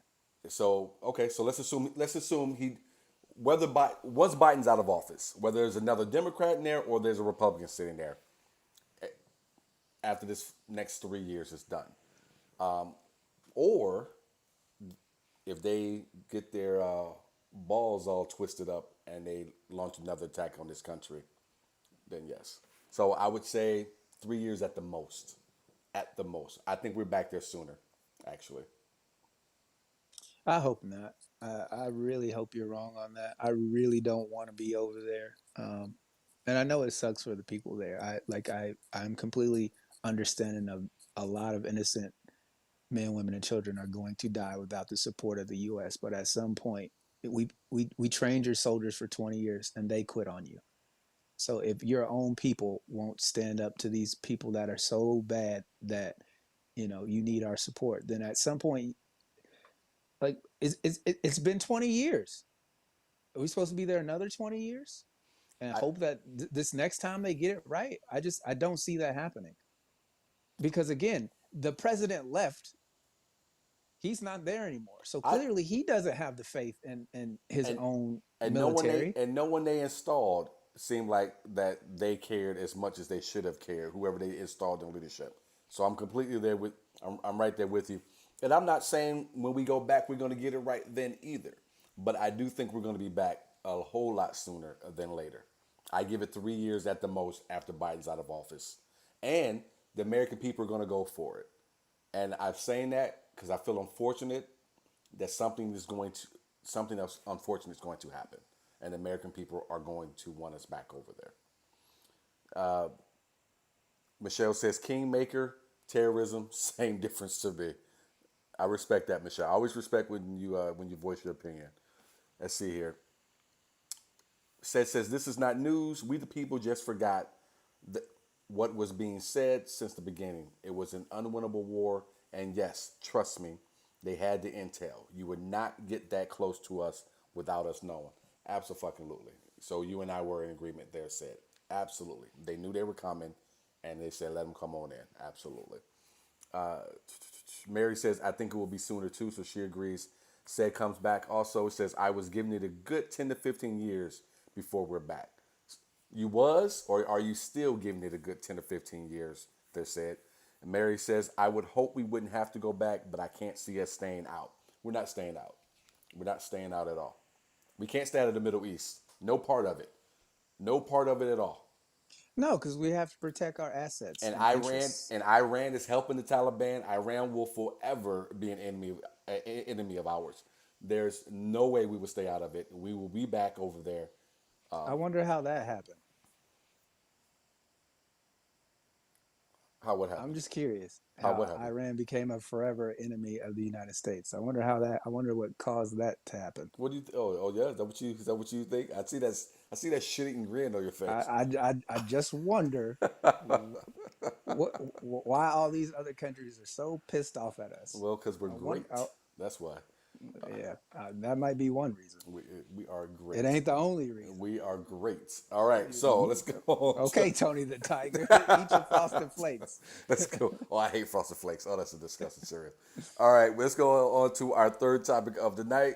We're going to try to have a little bit of fun before we get out of here. I want to thank everybody who was watched our first simulcast. For people who don't know, this is how Dion and I used to do the show. When we first started doing our podcast and we tried doing Facebook Lives when Facebook Live first dropped, we it was just Dion and I. So this has been kind of cool to do it. We haven't done it this way in a long time, and hopefully you guys enjoy it. I know Dion and I enjoy it when it's just the two of us. We don't mind. It doesn't bother us at all for just the two of us to be up here and having these conversations with you guys. So thank you guys for joining us. But we're going to jump into Hit the third that share topic. button, guys. There you go. Yep, there you go. Click that share button. Click that share button. Click, click, click, click. All right. So I'm assuming this is said. I'm just making the assumption here. Says still, the next two presidents is gonna stall us from going just on a political running platform. I disagree with that wholeheartedly. But you get the last one on that one. What's up, Aaron? What up, Big A? All right, so we're gonna jump off into our third topic. Again, we're gonna try to do something a little light before we get out of here.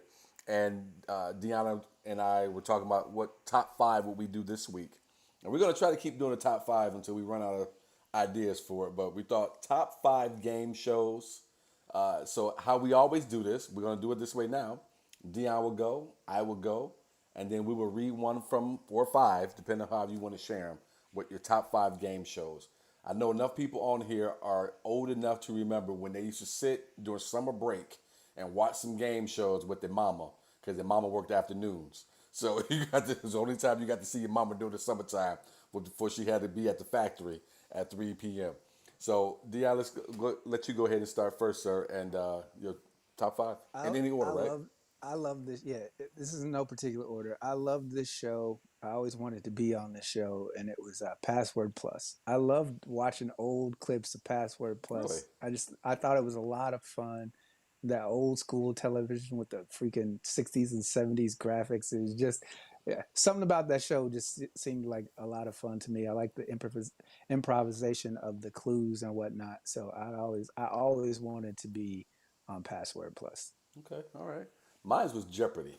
I was, I don't know. I loved school growing up as a kid. So when I was a kid, I was watching the Iran Contra uh, trials in Congress. And I remember sitting there watching it, and my mother had some friends over there. Baby, don't you want to go outside and play with the kids? And I was, don't quit bothering me. I'm over here. I'm watching Ali North over here.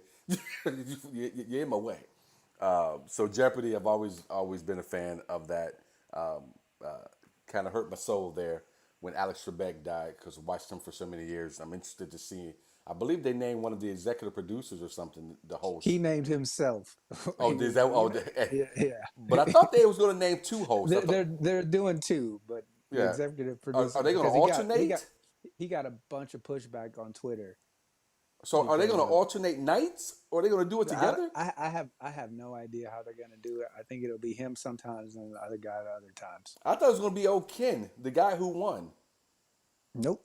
Because the other person is a woman. It's him and a woman, I believe. I think it's a woman is who he picked. So it. They had all those guest hosts to try out. You know, Aaron Rodgers was really good, but obviously he's still playing football. So I don't Yeah. know. I wanted it to be LeVar Burton, but that's Oh, that just would have me. been good too. I like Reading Rainbow. That Hmm. old weird song. I was almost broke out in it right now. It was so catchy as a kid. I can still remember it right now. Someone has here the prices, or I'm sorry, Miss Susie has Deal or No Deal, which was another good one. I think they've tried to bring Deal or No Deal back a couple of different times over the years, but I like that one. Price is Right. Someone else has the Price is Right. I'm assuming that's said. Aaron has Press Your Luck, Big Bucks, No Whammy. That was I another. That was love a good that one. show. That was a good Did one. you ever watch that documentary on that where No. the guy? So there was a documentary on Netflix. I don't know if it's still on there, but that show uh, it used to be random sequence, but this guy watched the show so much that he found the pattern, and so that it wasn't randomized. And so he went on the show and won like 100 something thousand dollars and a bunch of prizes because he had watched so much tape of the thing that he would hit the thing. He knew where it was gonna land, so he started celebrating before it even stopped because he knew he had won money or a prize. And so after that, they completely changed the way that show ran. It ended up going off the air partially because he won so much freaking money. I love that he figured that out. I wish more people will figure out that life is nothing but patterns. That happened on Price is Right as well. This couple, they would watch Price is Right every day, and they figured out that each prize has a certain range, and so he literally got the both showcases perfectly, and that's when Wow, they changed all their prizes and their pricing. I love it. Well, People game the system every chance they get. absolutely, as well they should if you can. What's your next one? My next one is Wheel of Fortune. I want to be on Wheel of Fortune one day. I just want to spin the wheel. I Is don't Pat really Sajak care. still hosting that? I do believe so. Okay. I, I've always been a fan of Wheel of Fortune, and like I said, I want to touch the wheel, spin it. I want to know how heavy that wheel actually is to spin. This is a cool game show. Wheel of Fortune is good. I enjoyed that one too, mostly for Vanna. Just like this other one, I enjoyed mostly for the ladies because I was young. The Price is Right. I was just watching for the Barker Beauties, man. All right, I'm gonna be honest with you. I couldn't have told you what a can of green beans cost. I didn't know. I wasn't buying groceries. But I did know there's two things about the Price is Right I enjoy. One was the Barker Beauties, and what come to find out later was Bob Barker was a little bit of a pimp when it came to the Barker Beauties. And the other one was that those are some shitty gifts that you could end up with on The Price is Right if you ain't if you in the showcase if you didn't play your cards right.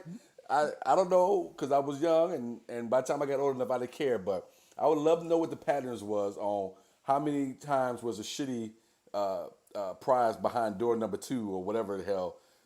You can win a new car or a bicycle, and just shitty, shitty, shitty.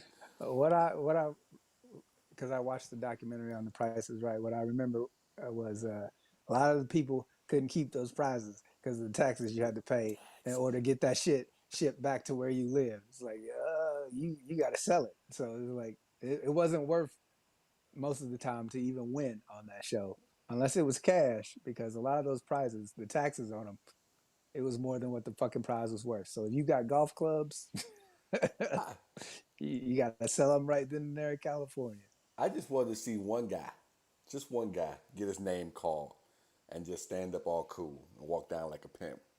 Instead of walking down like everybody else, like they High got, fiving niggas you don't know. like they just got into heaven. just, just, we'll just slow walk down here. Bob, I'll get there in a minute.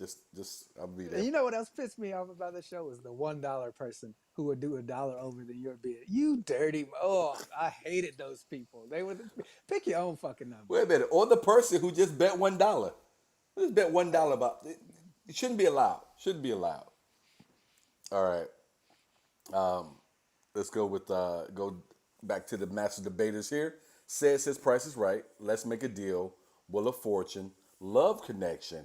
Love Connection was good. Only though there were bad dates. That's the only and an argument will break out every once in a while. And he has Jeopardy as well. I have a personal story about Love Connection. So a substitute teacher here in Indianapolis was actually on Love Connection. He was a poet, and he would whenever he subbed, the lesson plan went out the window. He would just do poetry all day. Super cool guy, and he actually was on Love Connection. And when I turned like 18, 19, I actually ran into him and I was like, "Hey man, I saw a rerun of fucking Love Connection and you were on there." He was like, I was like, "How did that date go?" Oh, he goes, "Oh, she was terrible. It was one of the worst dates I ever went on."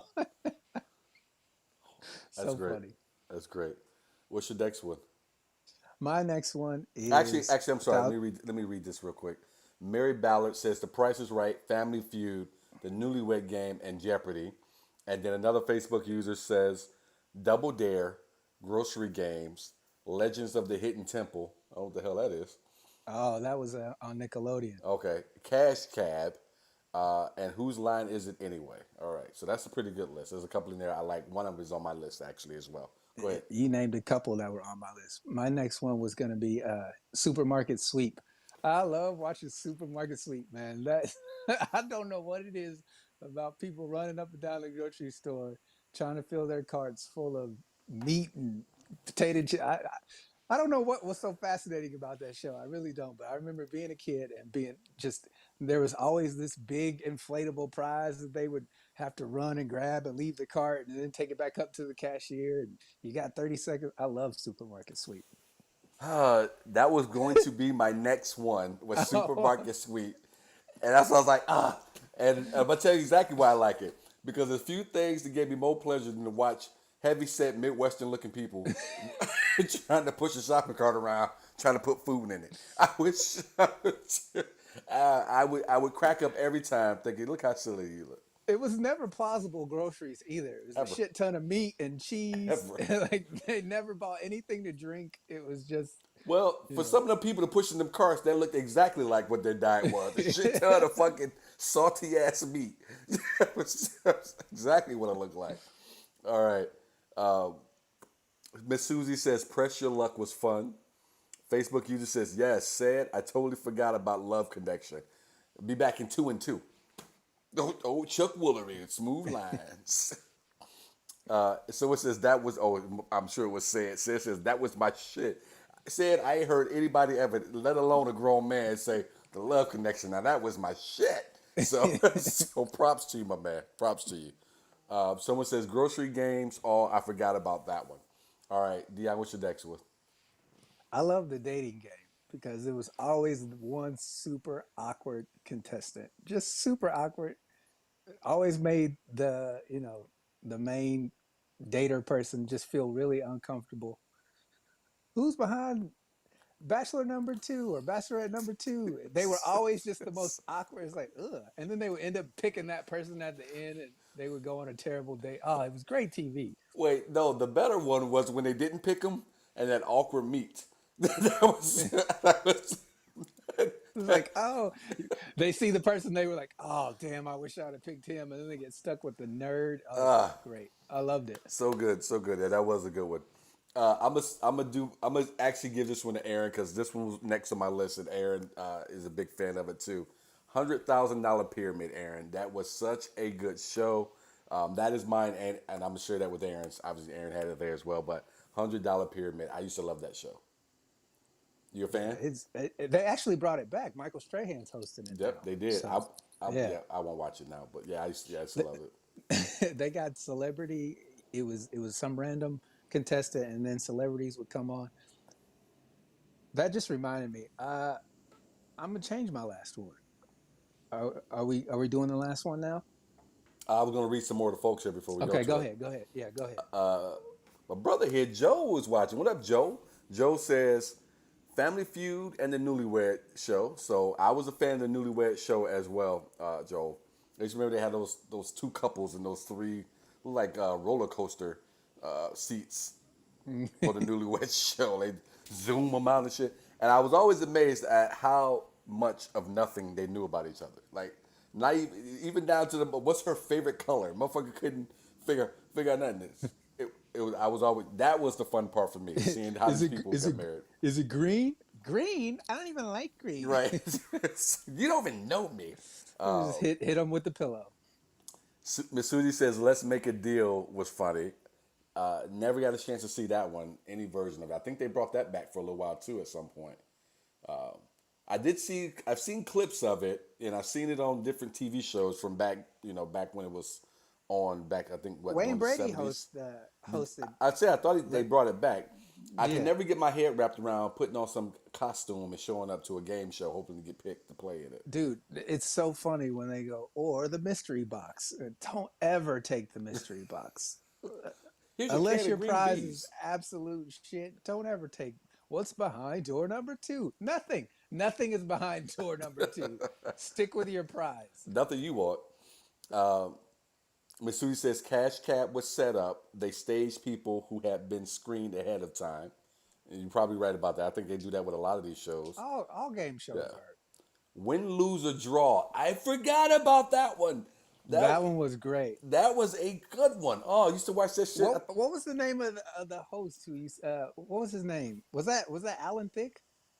Was it? Let me look here. I think Okay. he might have been the host of one of the versions of it because they had multiple versions of it. Anybody out But there? yeah, it was Can anyone out there Google who was the host of the original Win, Lose, or Draw for us and let us know? Um, let's see. because that show was so much fun. Somebody says it's back. Oh my fucking god! So he said it's back.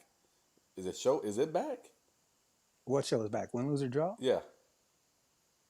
If it is, I hadn't heard. But If it is, I'll watch that again.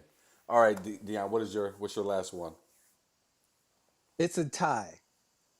As a kid, I loved the show. It used to come on Nickelodeon, and I always wanted to be a participant. And it was Wild and Crazy Kids because Cuba Gooding Jr. was one of the camp counselors. I never saw it. It was a kids game show where they get pies in the face and do all these outdoor activities, jump in pools and stuff. It just looked like a lot of fun. And then Hollywood Squares. I really loved Hollywood That was Squares. good. Let me stop you real quick. Our last comment down there? Can you see a person's name? Amazing show as usual, guys. They got to put. Uh, I don't see it. The last comment I see is Aaron Richardson with Fear Factor. Okay, this one. Okay, this one came up after that. I can't see who you are, but thank you for watching and go put your little man to bed. Oh, you know what? Maybe it's Cammy. It might be. Okay. I, Whoever you are, thank you. I feel like a mystery date. I have no idea who you are. But who's that young lady behind that mask? Thank you for watching. We'll be back next week. Appreciate you. All right. I just want to make sure we gave some love to that individual there. All right.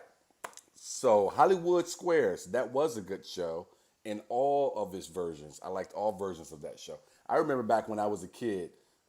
This is gonna date myself a little bit, but Solid Gold was on television. Did you ever? Were you? You ever watch Mm. Solid Gold? Where they had these stupid puppets, and then the puppets sometimes would be guests on the Hollywood Squares show. But yeah, I remember that as a kid watching that show. I actually like that Dude, show. the older version was so raunchy and raw for TV. Yeah. That's I loved it. The innuendos that was great. Aaron's got another good one, The Weakest Link. Oh, I hated that fucking show. I I like wanted that. to punch that bitch in her face. I did. No, just Judy uh, was the best punchline from that that evil English lady making Whoopi. Joe, what are you making up game show titles? Making Whoopi. Have you heard that one? Never heard of it. I never heard that one either. Aaron Richardson says Fear Factor. He's listed Fear Factor. That wasn't even really a game show. It's like eat something gross and then make a fool of yourself for a Yeah, chance at 50 grand. we'll give him half a point for it. Says no. $100 pyramid is back right with Michael Strahan. And Mary says thank you guys. $100,000 pyramid. I'm sorry, $100,000 pyramid. And Mary says thank you guys so much for this great way to spend a Monday night. Thank you, Mary. I appreciate you. We do it every Monday night, so come back on and check us out. Yes, that was Cammy. See, I guess right, Cammy. Thank you so much, Cammy. Good night to your youngster, Cammy. And then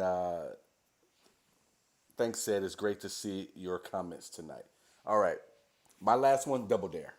When I was a kid, I wanted to be on Double Dare, which, if you know me, is amazing for the simple fact that they were going to get me dirty, and I don't like being dirty. But I loved that show as a kid, and I always wanted to participate. So Double Dare was probably number one on my list, I guess, if I ranked them. I'll say Joe says newlywed reference, making whoopee. Yes, Joe, you're right, making whoopee. And Mary said making whoopee is what the newlywed game called sex. Yes, absolutely. All right. Thank everybody for checking out the show. Did you have one more thing for him at all, Dion? I wait one more thing. Yeah. Yes, I did have a wait one more thing, and that is support. Support the people in your life, the ones that are trying to make things happen for themselves. Sharing a post or reaching out if they need help, support the people you care about. A lot of the support you can give doesn't cost you anything financially. It just costs a moment of your time. And we all have busy lives, and I understand that you can't always be there for somebody. But when you can offer support, even in the slightest amount of way, it really does go a long way. Sydney and I are artists, and we rely a lot on other people to support us through our art. So again, if you can support somebody, whether it be sharing a show that they're having or a tweet that they make or whatever it is, whatever means of support you can give, that's, doesn't put you out. The people that you support, 9.5 times out of 10 will always be grateful for that. So my wait one more thing is just support the people that you can in any way that you can. Yeah, it's a good one. And if you watched Dion and I, whether you watched this show or you watched Black and White going all the way back, if you used to listen to us back then, maybe someone on here, maybe Michelle's listening. I know Michelle used to listen to us all the way back then. I'm a huge person, and don't be afraid to give encouragement. Don't be afraid to say something kind to someone. Don't be afraid to share that. God put that on your heart, on your mind, on your soul for a reason. It's meant to be shared, not for you to hang on to it. And not this past weekend, but 2 weekends ago, I was getting ready, and I was headed off to work with Harlan Williams, who I've come to find out, such a dope dude, funny guy on stage, and even better person. But while I was getting ready, doing what I do, and if my process can be exhausting for some. But while I was getting ready, I just said to my wife, I said, I hope someone gives a shit about everything I'm trying to do. For people who may be new to watching the show, I write scripts. I'm directing another movie now. I'm doing the show with Dion here. I have a true crime podcast. I'm doing stand up as well. There's a lot of hats I'm wearing, and at times it can get a little frustrating because you feel like no one cares. It does. And part of that maybe because, like as Dion was saying, maybe you feel like no one is just saying, hey man, keep up the work, keep pushing, keep moving forward. And as silly as that sounds, when you're pushing towards your dream, every once in a while you need someone feel like someone notices. And I went to the green room and I was at the club at Stand Up Live, and Harlan comes in and had a again great dude and kind of asked me what I was doing outside of comedy and or on top of comedy, and I told him, and he was so encouraging about it and had such positive things to say about it that even as a grown man, it kind of made me feel like, someone does kind of appreciate it in his own way.